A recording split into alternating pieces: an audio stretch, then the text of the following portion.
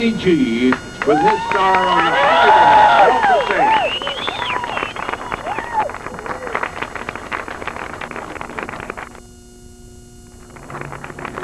Fame. Representing the Hollywood Chamber of Commerce, our young executive director who's been with us several years.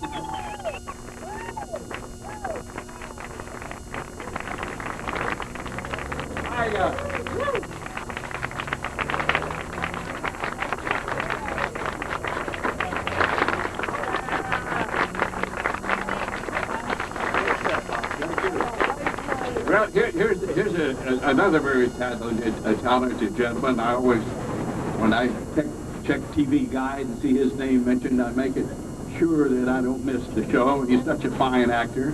He has a couple of new things. Johnny, thank you very much. Well, I'm needless to say, overwhelmed. I'm also very proud at the same time.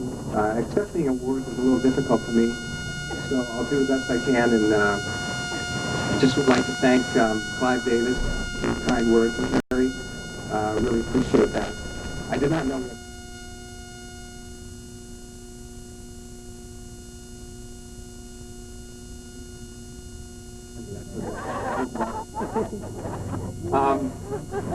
Well, I also was trying to think of what I was going to say today, and I just was thinking about that first gig that I played with Barry White's band when I was in high school, and I remember the feeling I got when I went back to high school the following Monday after playing a bunch of solos with Barry White, and the first time that anyone had ever really heard me play, and all my friends and students, student friends that didn't give me a second look were now congratulating me, and everybody was kind of patting me on the back, and they were giving me a lot of support, which encouraged me to keep on practicing and keep on playing. And to me, I think that's what's kind of followed me throughout my career here, is I've got, as you see all the people that are here, you know you're my friends, and my family's here, and the people that I work with, and I can't say thank you enough for all the support that you've given a saxophone player from Seattle. I mean, I'm just a saxophone player. I just do what I do, and as I've done what I've done, people have kind of come along and lifted me up and supported me and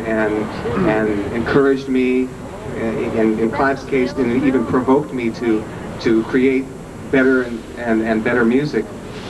And I think that's what I'm most grateful for, is that feeling. And in terms of the charity work, again, I mean, it's kind of easy for me to do. I just show up and play a couple of tunes, and money's raised, and then everybody thinks that I'm the greatest guy in the world for doing it. And I'm enjoying the music part of it, as well as the fact that the money's being raised for such great charities. But I would like to just single out just a few people to tell you that, I mean, I wouldn't be standing here, first of all, if Clive hadn't singled me out of the Jeff Lorber Band, and when at a time there was no real market for instrumental music. I mean, it wasn't like he said, well, I think we're going to get this guy and sell a lot of records. He just believed in me as an artist. Roy Lott from Arista Records as well. I mean, it was like these two guys decided that, okay, we're going to let this guy make records.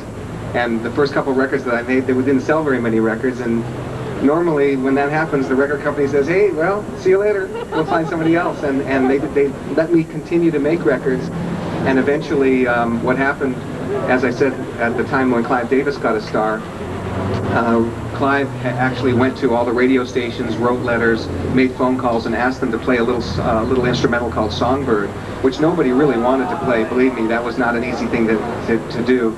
He made a lot of radio programmers play the song, and the reaction from real people was that they liked the music, and then that encouraged radio to keep on playing it, and then one thing led to another, and the record started to sell. So my big thanks to Clive and Roy for that. And also I wanted to single out my manager, Dennis Turner, who at the time when I met him, he was managing George Benson. George Benson was the biggest selling instrumentalist at the time. I wasn't selling any records. I wasn't making any, I was not a money-making entity for a manager. But yet, again, he believed in me for some reason, liked me for some reason, and said, let me manage you, and when the time comes, you can pay me later. The time has come, and he's reminded me that over and over.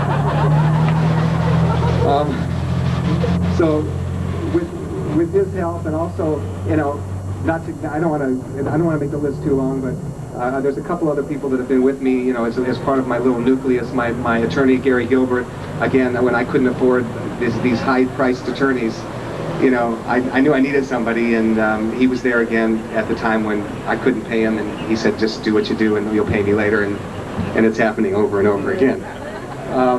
But I would like to save the most important one for last, and that's my wife, Lindy, who has really been so understanding and with the time and energy that one must put into doing what I do. You know, as Clive mentioned, I've done pretty well in Japan and Korea, and I have to go to these countries to play often enough, and I'm away from home a lot, and she's been so understanding and supportive.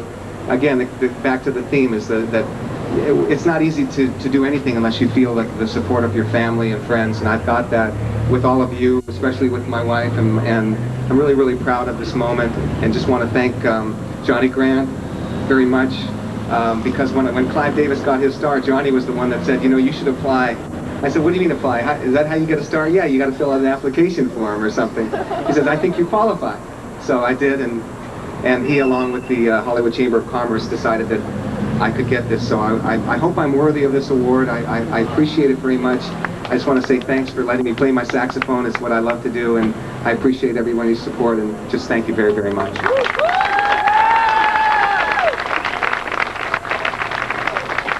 Well, I'll tell you, that was the easiest vote I ever went after. Well, gentlemen, we proudly welcome Hollywood Walk of Fame, N.E.G.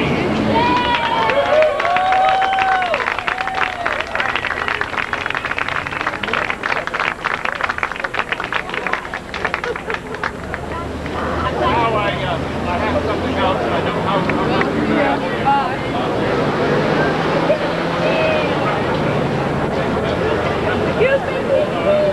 Excuse me. Excuse me. Who took my saxophone? Excuse me. Thank you. That's the photographer.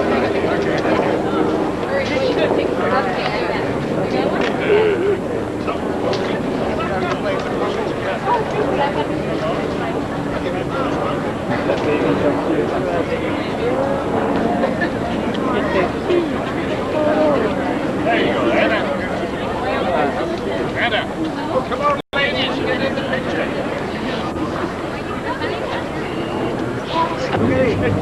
He's not going to let you out here. That they had just been turned over.